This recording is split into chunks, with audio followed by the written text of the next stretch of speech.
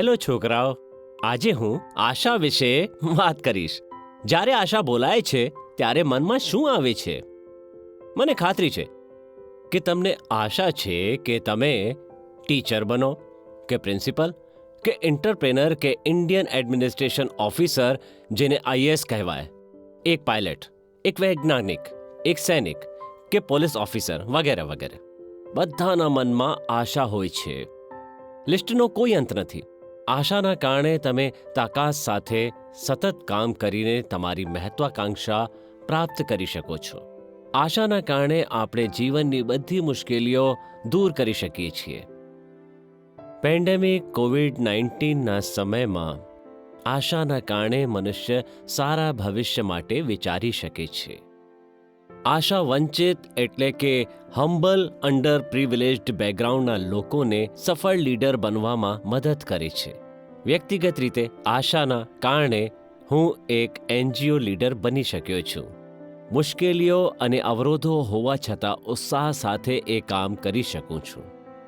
Indian development foundation IDFમાં અમે એક movement શરૂ કરી છે, ગ્રે રેવોલ્યુશન, જેમાં આશાનું શિક્ષણ ઘણા પ્રોજેક્ટ વડે અમે છોકરાઓને પ્રોત્સાહન અને સહાય કરીએ છીએ, જેથી શિક્ષણ મેળવી ઉત્સાહ સાથે તેઓ મહાન લીડર બને. મહાન બાપુજી, મહાત્માજી આશાના સરસ ઇન્સ્પાયરિંગ ઉદાહરણ છે. આશાના કારણે તેઓ ભારતની સ્વતંત્રતા માટે બ્રિટિશરો સામે લડવાનું અઘરું કાર્ય કરી શક્યા. જ્યારે હું આટલી બધી આશાની વાર્તાઓ સાંભળ્યું ત્યારે મારું હૃદય ગૌરવથી ભરાય છે. આશાની વાત કરું તો એ માટે અગણિત ઉદાહરણો છે જે હું આપી શકું, પણ બે લોકો મારા હૃદયમાં પ્રમુખ સ્થાને છે. પહેલા છે પ્રખ્યાત સોનમ વાંગચુક. મને ખાતરી છે કે તમારામાંથી ઘણાઓએ 3 ઇડિયટ મૂવી જોઈ હશે. એ મૂવી એમનાથી ઇન્સ્પાયર થઈ હતી. સોનમ વાંગચુકનો જન્મ 1966માં લદ્દાખના લેહ જિલ્લામાં થયો હતો. 9 વર્ષની ઉંમર સુધી એમણે કોઈ સ્કૂલમાં દાખલ નહોતા કર્યા, કારણ કે એમના ગામમાં કોઈ સ્કૂલ જ નહોતી. એમની માતાએ મૂળભૂત શિક્ષણ એમની માતૃભાષામાં 9 વર્ષ સુધી શીખવડી. પછી એમને એક શ્રીનગરની સ્કૂલમાં લઈ ગયા, જ્યાં એ બીજા છોકરાઓ કરતાં અલગ દેખાતા હતા. એમણે એવી ભાષામાં શિક્ષણ મળતી જે તેઓ સમજી નહોતા શકતા. એ કારણે તેઓ બરાબર રિસ્પોન્સ આપી નહોતા શકતા અને લોકોએ ભૂલથી એમને મૂર્ખ સમજ્યા.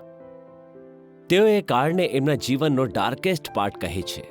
હૃદયમાં પૂરી આશા અને હિંમત સાથે સોનમ વાંગચુક 1987માં શ્રીનગરની નેશનલ ઇન્સ્ટિટ્યૂટ ઓફ ટેકનોલોજીમાંથી મેકેનિકલ એન્જિનિયરિંગમાં BTechનું શિક્ષણ પૂરું કર્યું. તેઓ student education and cultural movement of લદ્દાખના સ્થાપક ડાયરેક્ટર છે, જે 1988માં છોકરાઓના ગ્રુપે સ્થાપી હતી, જેણે વાંગચુકના શબ્દોમાં victims of an alien education system foisted on Ladakh હતા.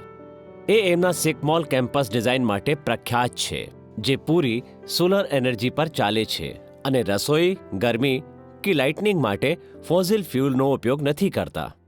સોનમ વાંગચુક ઘણા બધા માટે મહાન પ્રેરણા અને આશા દેનારા છે. બીજા વ્યક્તિ જે મને પ્રેરણા આપે છે તે છે ડૉક્ટર રાજેન્દ્ર ભારુદ.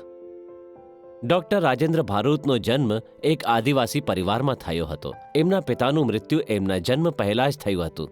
પરિવાર એટલું ગરીબ હતું કે તેઓ એક નાની શેરડીના પાંદડાથી બનેલી ઝૂંપડીમાં રહેતા હતા. રાજેન્દ્ર ભારુદની માતા પ્રેરણા અને આશાની મોટી મિસાલ છે. તેઓએ એમના છોકરાઓને ભણવા માટે મોકલ્યા, જ્યાં એ એમના ગામના પહેલા છોકરાઓ હતા જે સ્કૂલમાં ગયા. રાજેન્દ્રને ભણવાનું બહુ પસંદ હતું અને એમને એ ખબર હતી શિક્ષણ જ એવી આશા છે જેથી ભવિષ્ય સુધારી શકાય. આશાની કિરણના માર્ગદર્શન સાથે રાજેન્દ્ર સ્કોલરશિપની મદદથી ડૉક્ટર અને IAS ઓફિસર બન્યા. એ એમના ગામના પહેલા વ્યક્તિ છે જેમને આવી એચિવમેન્ટ મળી. 31 વર્ષની નાની ઉંમરે રાજેન્દ્ર અગણિત લોકોને પ્રેરણા દેનારા છે. આજે રાજેન્દ્ર મહારાષ્ટ્રના નંદુરબાર જિલ્લાના ડિસ્ટ્રિક્ટ કલેક્ટર છે. આદિવાસીઓ માટે તેઓ ઘણું બધું સારું કામ કર્યું છે અને ક્યારેય એમના મૂળ ભૂલ્યા નથી.